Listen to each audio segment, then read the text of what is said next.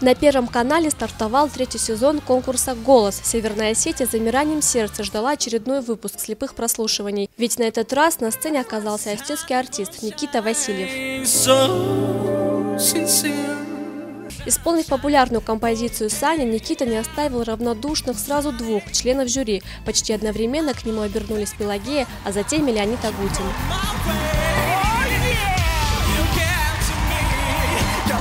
Редакция «Осетия ТВ» связалась с артистом, который до сих пор не верит такому повороту событий.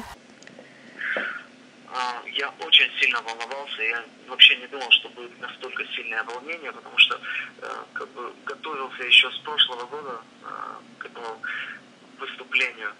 Можно сказать, сидел в засаде и ждал своего выхода. Но прямо вот буквально за считанные секунды перед выходом на сцену нас предупреждали, что будет дикое волнение, что вы должны успокоиться, постараться не думать о том, что вас снимают камеры. Но, в общем, волнение просто захлестывало. Мыслей было очень много. Вообще находился в какой-то такой абстракции. Вот. И, конечно, была мысль основная, что я сейчас могу просто либо опозориться, либо очень хорошо выступить. Вот. Я надеюсь, что второе получилось все-таки. Выбор перед артистом стоял непростой. Когда пришло время выбирать наставника, Пелагея в буквальном смысле билась за Никиту.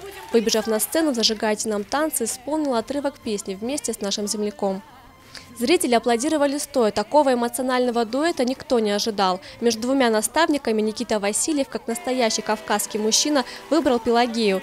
Теперь под ее чутким руководством он продолжит участвовать в «Голосе». Я думаю, все видно было на экране.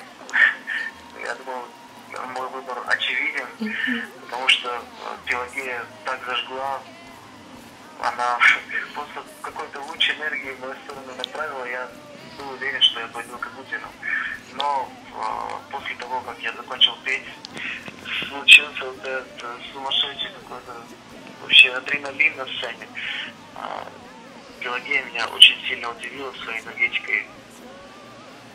Короче, у меня не было просто другого выбора.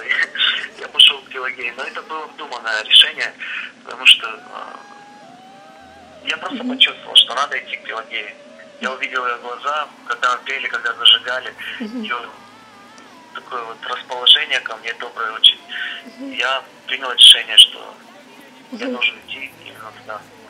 Невысокая температура и даже больное горло не помешали артисту блестяще выступить. Это значит, что совсем скоро Осетия вновь усядется перед телевизорами и будет ждать новых побед Никиты Васильева.